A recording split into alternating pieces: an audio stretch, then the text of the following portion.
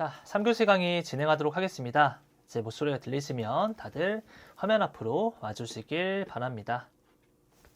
자, 그래서 아까 전에 말씀드린 거, 사실 오늘 강의 중에서 테크닉에 적용하기 굉장히 좋은 깊은 내용은 지금 2교시 내용이었거든요. 요거. 움직임이 많이 나오면 탈구가 나올 수 있다는 거 평가할 수 있다는 것과요. 그리고 움직임이 잘 안 나오면 가동성이 떨어지는구나. 이렇게 판단할 수 있는 거. 요거에 대한 내용 바로 다음 슬라이드에서 문장으로 나옵니다. 같이 한번 살펴볼게요. 자, 관절에 대해 뼈가 과도하게 병진 운동을 한다면 아까 전에 제가 운동량이 병진 운동 되는 양이 많을 때라고 얘기했던 거, 그러면 인대의 손상이나 비정상적인 느슨함이 있다는 것을 나타낼 것이다 라고 얘기를 하고 있어요. 이런 경우라면 그러니까 도수치료라고 하는 거, 관절 가동술이라고 하는 테크닉을 적용해야 될 때와 적용하지 말아야 될 때를 구분을 해야 되거든요. 이렇게 인대 손상이 있거나 비정상적인 느슨함이 있는데 만약에 도수치료라고 하는 이 테크닉을 도수치료를 한다면 이거는 의료사고로까지도 나올 수 있는 의료사고까지 나올 수 있는 금기증에 해당이 되는 거예요.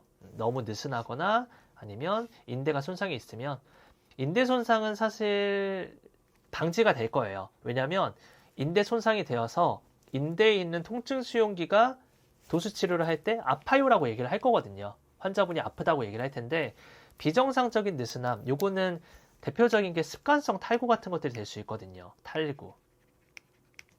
이런 것들 조심해야 된다는 거. 그거에 대한 레퍼런스가 여기에 나온다라고 생각을 하시면 되겠고요.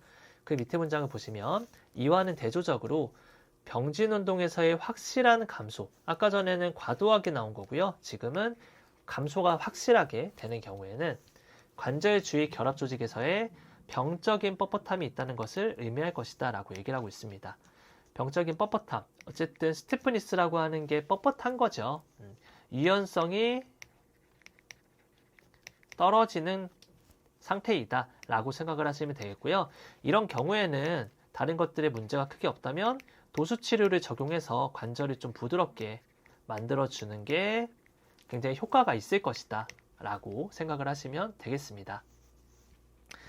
자, 저희 운동 전문가 선생님들 같은 경우에는 스트레칭이 될 수 있는 테크닉들을 또 적용하면 효과가 많이 있을 수 있겠죠. 그래서 평가를 해보고 이런 식으로 운동도 시킬 수 있다. 이런 개념으로 말씀을 드리고요. 자, 관절에서의 비정상적인 병진 운동은 비정상적인 병진 운동, 방금 위에 얘기한 거, 요 문장 1번 그리고 밑에 문장 2번이라고 한다면 1번, 2번 문장 두 개 다 포함을 하는 거예요. 과도하게 나오거나 혹은 너무 적게 나오는 두 개 다 비정상적인 병진 운동입니다. 이런 경우에는 능동 움직임의 질적인 특성에 영향이 미치므로 관절 속 스트레스와 관절 속 스트레스 그리고 미세 외상의 증가에 대한 잠재적인 원인이 될 것이다. 이렇게 해서 문장을 마무리하고 있습니다. 관절 속 스트레스 1번이라고 한다면 관절 속에서 계속 느슨함이 있다고 가정을 한다면 계속 뒤쪽으로 밀리거나 이런 문제가 생길 수 있겠죠. 예를 들어서 느슨함이 있는 게 가장 흔한 타입이 라운드 숄더거든요. 뒤쪽으로는 뻣뻣해서 안 들어가고 앞쪽으로는 굉장히 많이 치고 나오는, 이게 라운드 숄더 있는 분들의 특징이에요. 그래서 제가 숄더 조인트 강독을 하는 경우에는 이런 얘기를 많이 드리는데 간단하게 말씀드리면 어깨가 아프신 분 중에 오른팔이 아프다라고 하면 이런 케이스가 있을 수 있거든요. 항상 자가용을 타고 출근을 하는데 서류 가방을 조수석이 아니라 뒤쪽에 있는 좌석에다가 놓고 항상 운전하고 다시 가지고 출근하는 이런 패턴을 가지고 계신 분들 같은 경우에는 뒤쪽으로 팔을 뻗을 때 전 지금 건강하게 팔을 뻗는 거 보여드리면 이렇게 로테이션이랑 같이 이렇게 뻗어야 되는데 자세가 안 좋아서 꾸부정한 자세로 탑승을 하고 팔이 뒤쪽으로 뻗으면 이게 헤드가 앞으로 가면서 이렇게 가거든요. 이렇게 앞으로 밀려요. 이거를 회사 다니면서 1년, 5년, 10년 계속 이렇게 사용을 한다면 이 사람은 휴머럴 헤드가 앞으로 밀리는 것만 맨날 쓰다 보니까 뒤쪽으로 가는 길은 막혀 있다. 그러니까 뻣뻣해져 있다. 상태가 될 거고요. 앞으로 가는 건 맨날 늘려놓으니까 늘어난 상태가 될 거예요.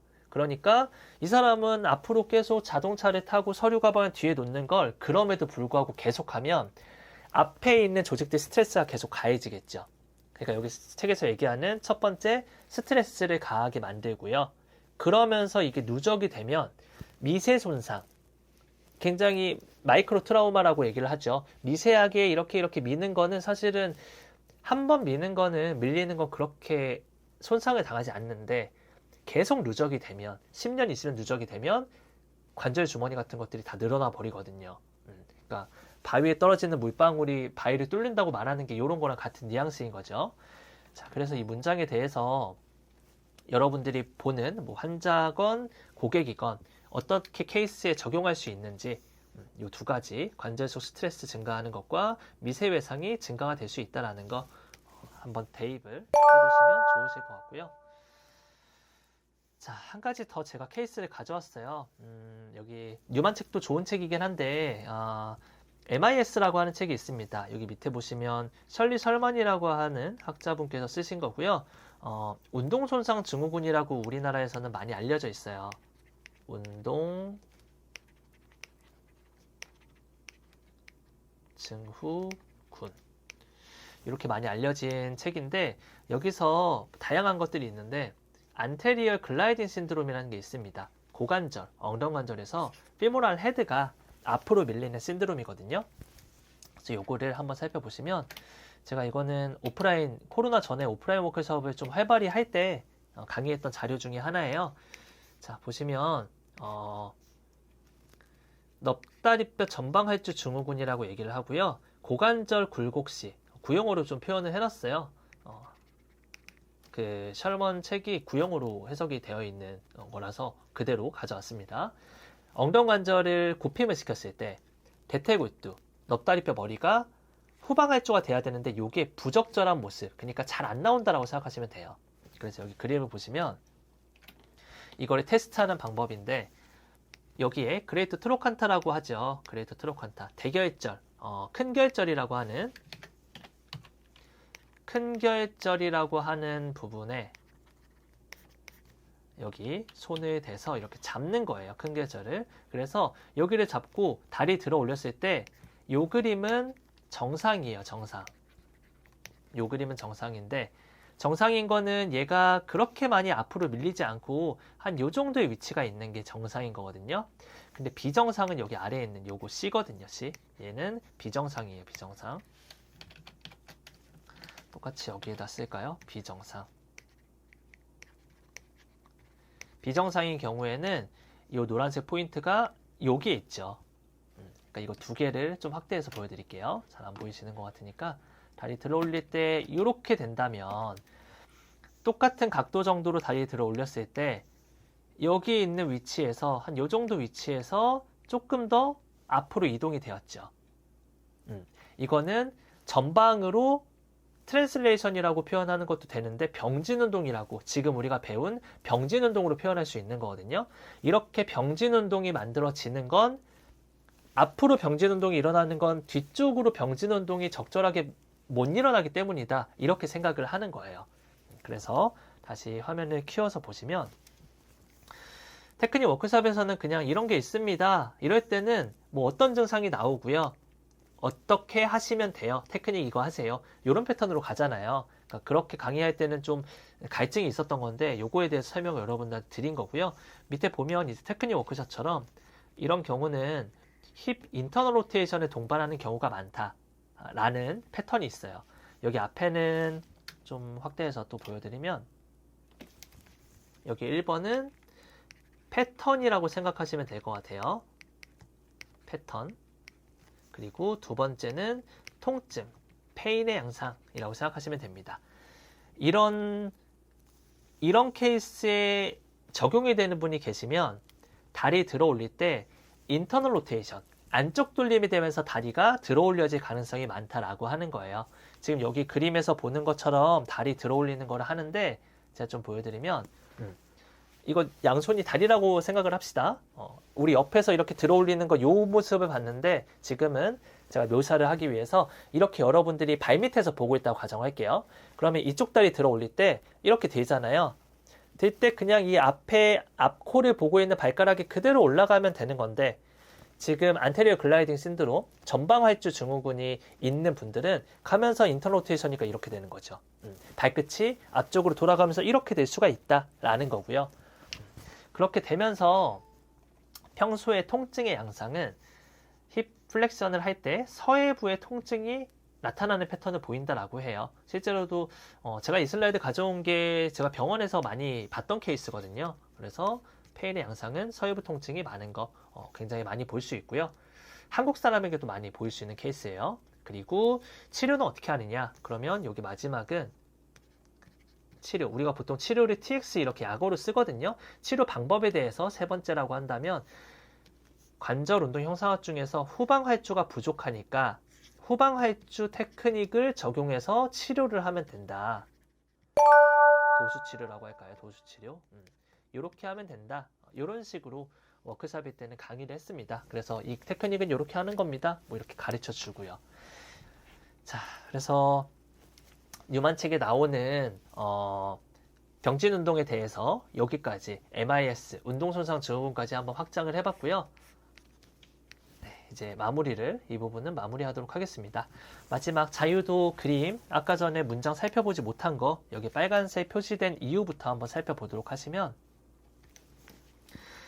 각각의 축에 평행한 직선의 짧은 화살표들은 어깨뼈에 대한 위팔뼈에 약간의 병진 운동을 나타내고 있다. 아까 말씀드렸던 거 여기 보면은 화살표들 앞뒤로 이렇게 화살표들이 있고요. 그리고 양옆에 화살표들이 있고 위아래로 화살표들이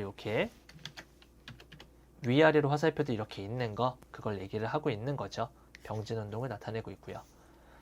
이 그림은 각운동의 자유도와 보세요. 각운동의 자유도와 병진 운동의 자유도를 모두 보여주고 있다라고 표현을 하고 있죠. 그러니까 엄밀하게 얘기를 하자면 각운동의 자유도는 3이고 병진 운동의 자유도는 3이죠. 이거 모두를 보여준다라고 하니까 얘네 두 개 다 더해서 결과적으로 6가지 자유도가 이 그림에 표현이 돼 있다라고 하는 게 정확하게 맞는 얘기인 거죠. 근데 우리가 보통 실무를 할 때나 병원에서는 그냥 어깨는 자유도 몇이야? 3입니다. 이게 보통 우리가 얘기하는 자유도인 거죠. 각운동의 자유도만 보통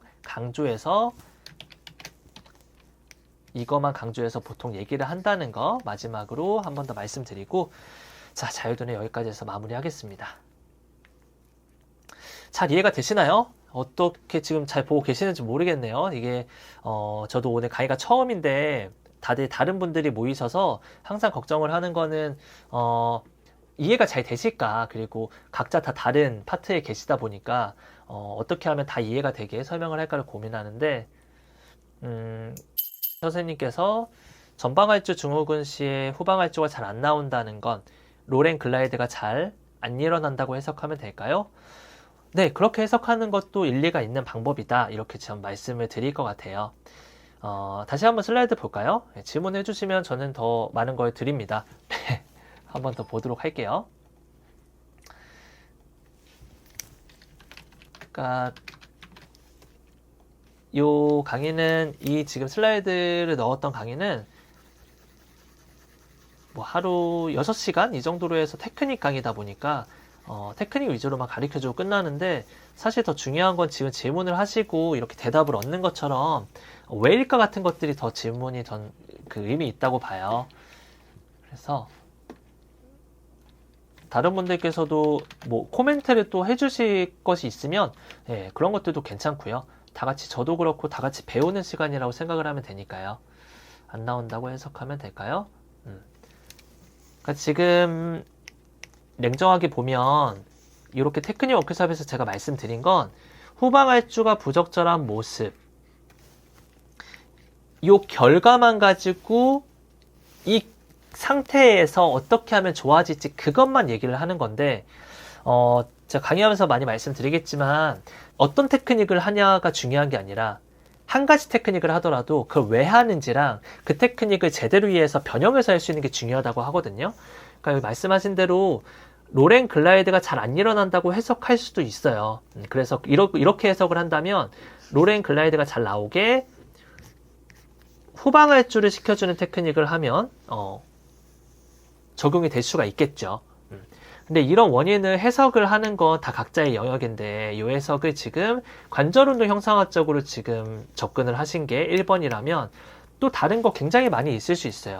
두 번째로 근육에 대해서 보통 많이 알고 있는 근육에 대해 수저 맞춘다면 인터널 로테이션이 나온다라고 했던 걸 단서로 TFL이라고 하는 근육 우리 많이 알고 있잖아요.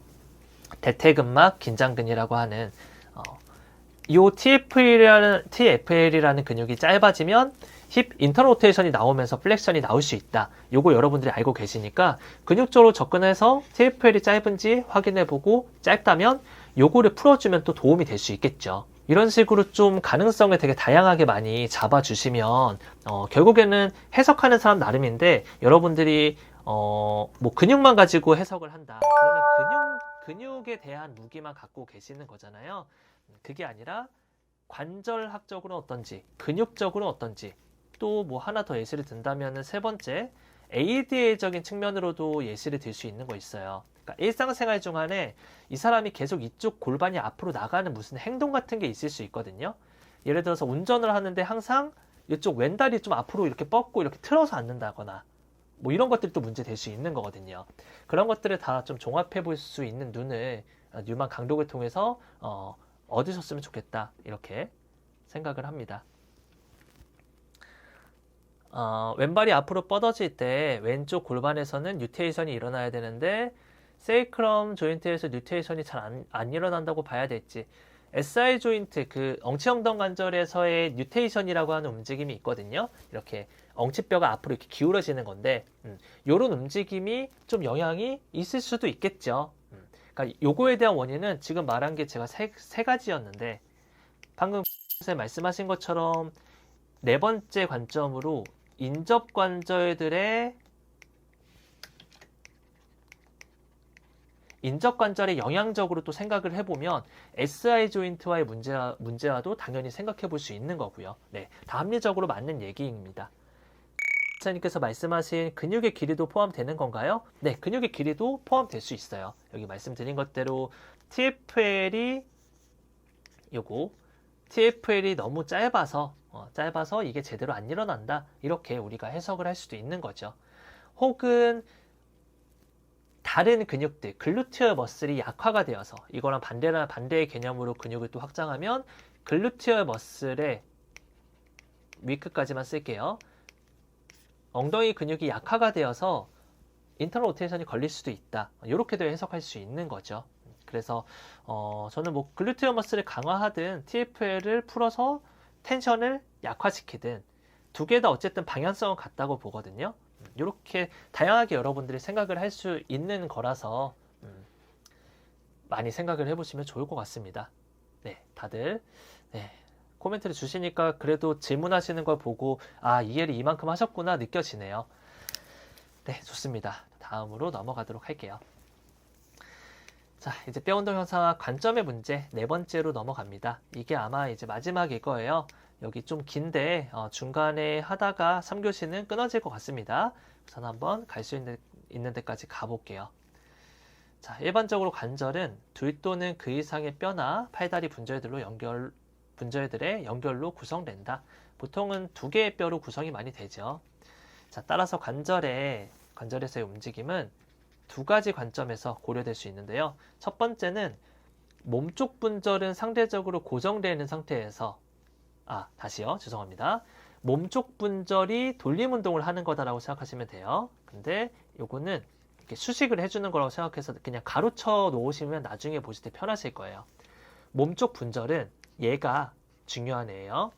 상대적으로 고정되어 있는 먼쪽 분절에 대해서니까 먼쪽 분절은 그냥 비교하는 대상일 뿐인 거예요. 그래서 결론적으로 몸쪽 분절이 돌림 운동을 할 수 있다라는 게 첫 번째 케이스고요. 두 번째 케이스는 얘가 반대되는 개념이니까 마찬가지로 반대로 먼쪽 분절이 돌림운동을 할 수 있다라는 거겠죠. 얘 가로쳐서 얘는 비교하는 애니까 가로쳐서 이것만 생각하시면 돼요. 자, 예를 들어서 저를 보시면 이거예요. 팔꿈치, 저한테 잘 보이는 팔꿈치로 예시를 들면 요게 먼 쪽 분절이죠. 그리고 이게 몸 쪽 분절이죠.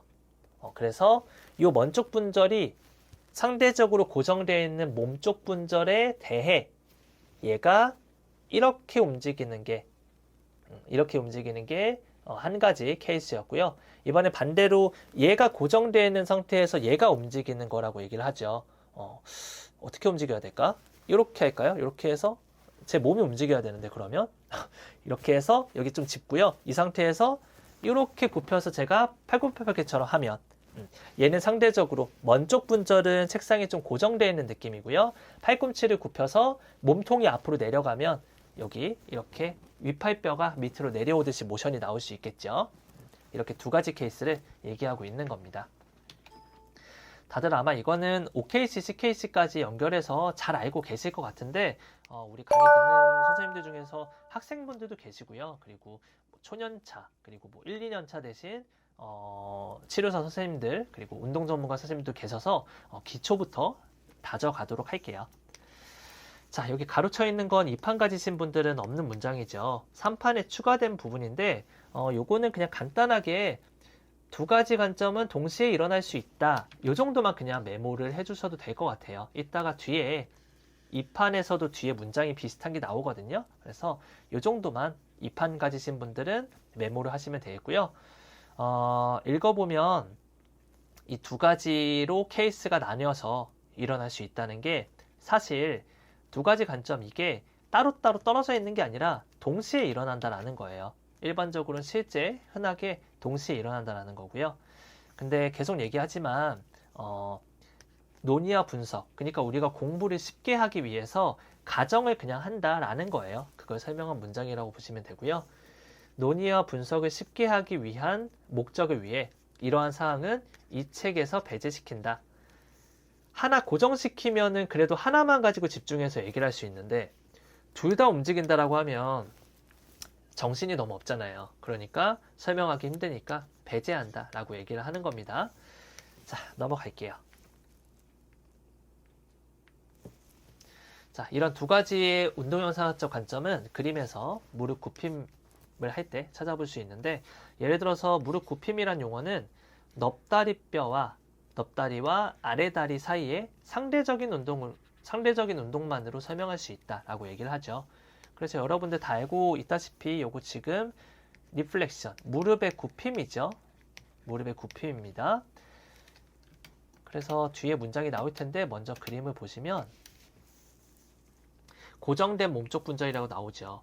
여기 부분이 고정되어 있는 상태에서 무릎을 굽힐 때 자유로운 먼쪽 분절, 얘가 이렇게 자유롭게 굽혀서 이렇게까지 이동을 했다라는 거죠. 요게 우리 무릎 리플렉션에 대해서 지금 보고 있는 거예요. 플렉션. 그래서 이렇게 되는 게 우리가 플렉션이라고 하죠. 그래서 플렉션이 굽힘이 이렇게 일어나는 케이스 하나가 있고요. 반대로 이번에는 고정되어 있는 게 바뀌는 거죠. 고정되어 있는 게 이번엔 먼쪽 분절 여기가 고정이 되고요. 그리고 원래 시작 위치는 여기 스탠딩 하고 있는 거죠. 지금 그림으로 좀 표현을 하자면 이런 느낌인 거죠. 지금 이 사람은 여기 골반이 이렇게 있을 거고 이렇게 있는 겁니다. 이렇게 생각을 하시면 돼요.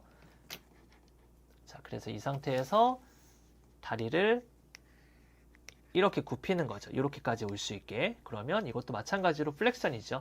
이것도 마찬가지로 굽힘이 될 수 있는 것이다 라고 생각하시면 될 것 같아요. 자, 뒤에 문장을 좀 살펴볼게요.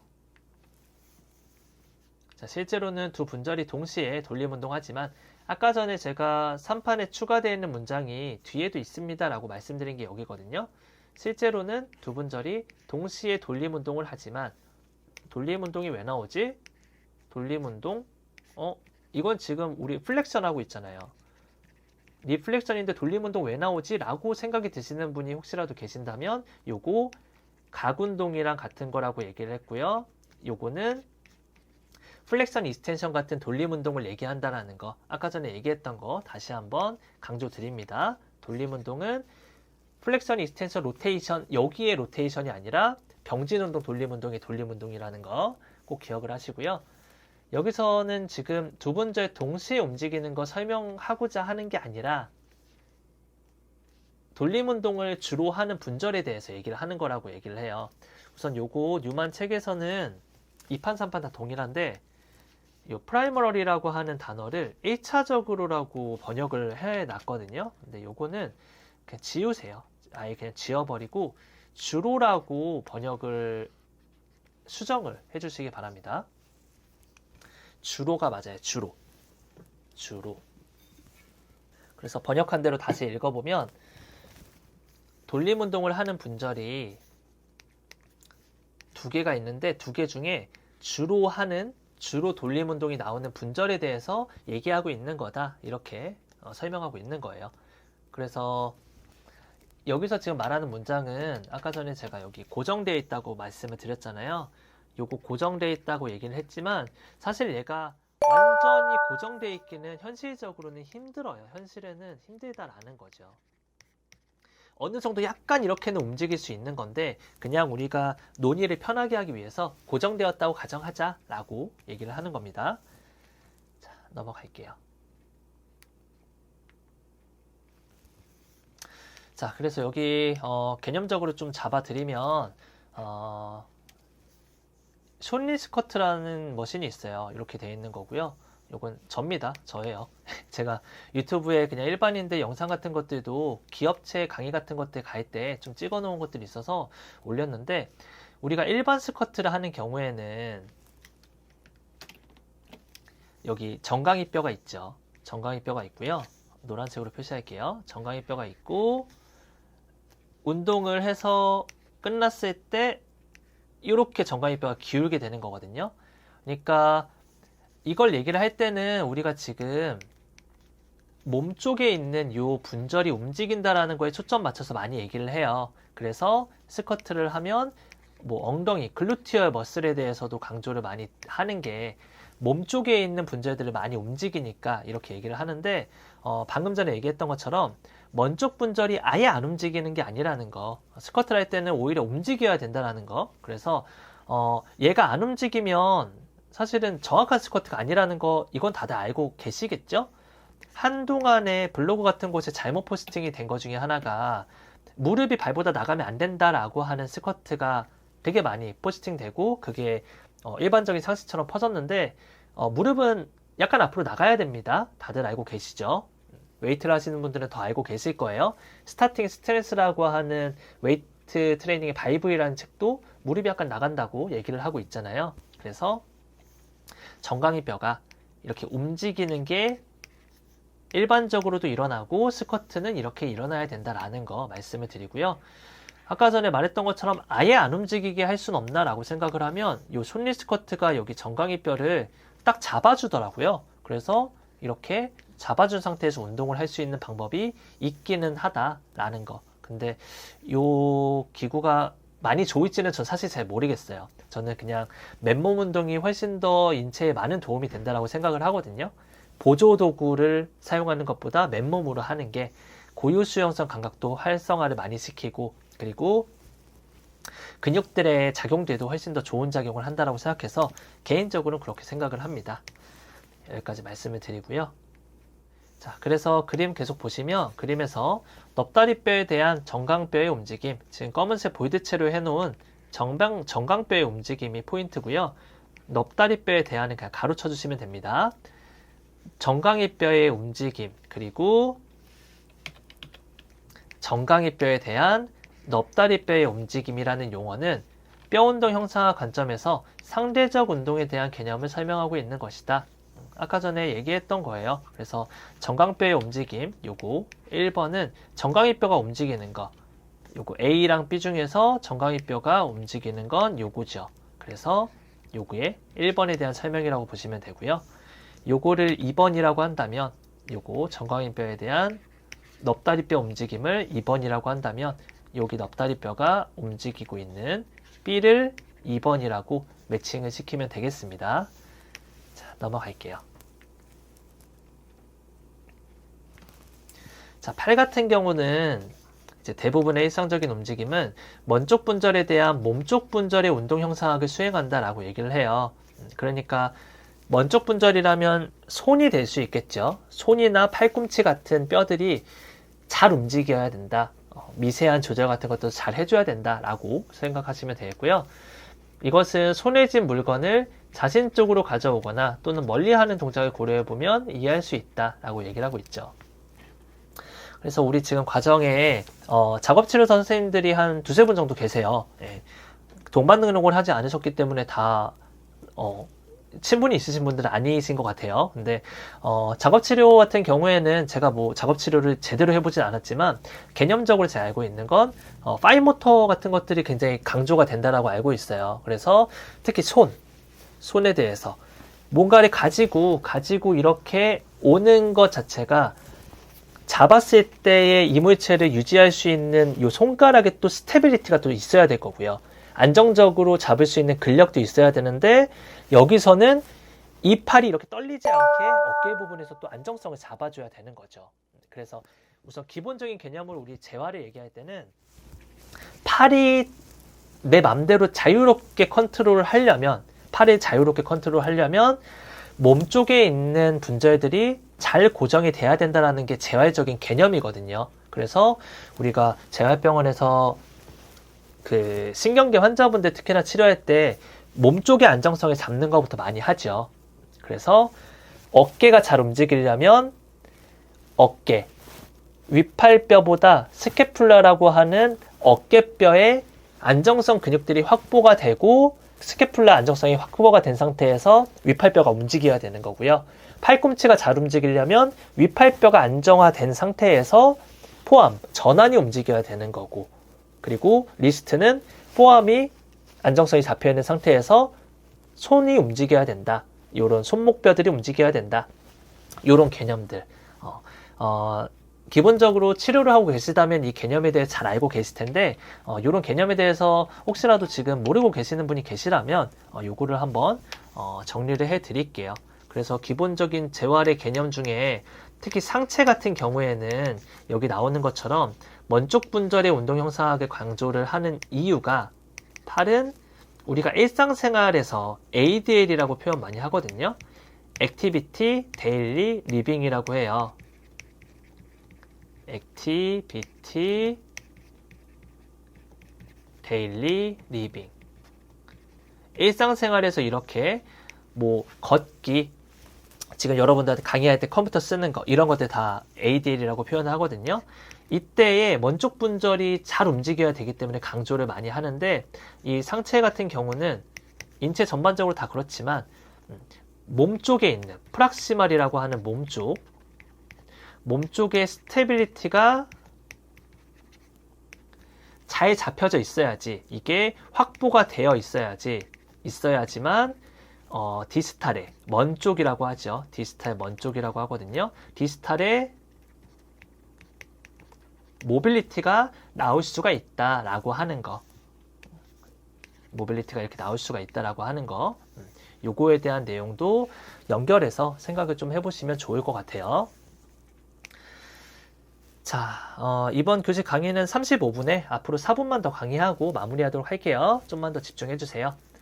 자, 팔에 있는 관절의 몸쪽 분절은 대개 근육이나 중력 또는 몸쪽 분절의 관성에 의해서 안정화가 되어 있는 반면 먼쪽 분절은 비교적 자유로워서 먼쪽 분절이 돌림운동을 하게 된다라고 얘기를 하고 있죠. 돌림운동, 계속 말씀드리지만 돌림운동이라는 건 플렉션, 익스텐션 같은 것들을 얘기하는 단어인 거죠. 그래서 먼쪽 분절이 플렉션, 익스텐션 이렇게 나온다라는 거죠. 그래서 여기 보시면은 이 문장이 그냥 이렇게 하고 끝나는 건데 여기서도 여러분들이 치료를 할 때에 내가 이렇게 치료하는 게 맞나? 라는 근거를 찾을 수 있거든요. 보시면 일반적인 얘기예요. 팔에 있는 관절의 몸쪽 분절은 일반적으로 근육이나 중력이나 몸쪽 분절의 관성에 의해 안정화되어 있는 반면으로 나오죠. 그러니까 안정화가 되어 있어야 된다는 거예요. 몸쪽 분절은. 제가 지금 여기 얘기한 것처럼 프락시말, 몸 쪽에 있는 부분은 안정성이 있어야지 먼 쪽이 자유롭게 움직일 수 있다라고 얘기했잖아요. 그래서 여기 보시면 뭐 중력이나 관성 같은 경우에는 우리가 컨트롤할 수 없는 거니까 뭐 배제하더라도 안정성이 잡혀져 있지 않다면 근육을 우리가 왜 근육 강화 운동 같은 것들을 하는지, 근육 활성 같은 것들을 강조를 하는지, 활성 이런 것들을 강조하는지 여기서 근거가 나온다라고 생각을 하시면 좋을 것 같아요. 그래서 혹시라도 여러분들이 치료를 하는데 실장님이 너 왜 먼 쪽에 있는 가동성이 안 나오시는 분에게 뭐 어깨뼈에 로테이터 커프, 뭐라 그러죠? 돌림근띠 운동을 왜 시키고 있어? 라고 한다면 뉴만에서 이런 문장이 있어요 라고 레퍼런스를 얘기할 수 있다. 이렇게 얘기를 드릴게요. 자, 여기까지만 볼게요. 자, 음식 먹기와 공 던지기 이런 것들도 마찬가지죠. 8A에 수행되는 몸쪽 분절에 대한 먼쪽 분절의 운동 형성학의 흔한 예이죠. 음식 먹는 거 거의 대부분 지금 위팔뼈는 고정은 아니지만 많이 안 움직이고 전환, 위팔이 많이 움직이는 거고 공 던지기도 이렇게 뿌리면 위팔이 고정되어 있고 전환이 많이 움직이는, 손목과 전환이 많이 움직이는 형태인 거죠. 근데 다 그렇진 않고 반면에 턱걸이 같은 거 수행할 때는 오히려 반대로 일어나기도 하는 거죠. 수행하는 동안에 팔꿈치를 굽힘시키고 펴시키는 것과 같이 먼쪽 분절에 대한 몸쪽 분절의 운동 형성학도 수행할 수 있다 라고 얘기를 하고 있습니다. 2판 가지신 분들은 요거 아예 그냥 잘못 번역이 된 거거든요. 풀업이라고 나오는 단어인데 3판, 2판 동일하게 풀업이라고 설명이 되어 있는데 팔굽혀펴기로 잘못 해석이 되어 있어요. 근데 팔굽혀펴기를 해도 의미는 맞는데 원서 내용 그대로 번역을 한다면 요게 아니라 턱걸이라는 거 수정을 해주시거나 옆에 메모를 좀 해주시면 좋을 것 같습니다. 그래서 턱걸이 하는 모습이 여기 나오죠. 여기 전환 부분은 좀 확대를 해볼게요. 여기 전환 부분은 여기 이렇게 딱 고정이 되어 있는 상태에서 몸이 올라가면 전환은 비교적 움직이지 않고 위팔뼈가 이렇게 굽힘이 일어난 거 요거 가지고 지금 얘기를 하고 있는 겁니다. 자, 35분이니까요. 지금 한 20분 정도 휴식을 하도록 하겠습니다. 55분에 1교시 강의로 시작하도록 할게요. 잠깐 쉬도록 하겠습니다.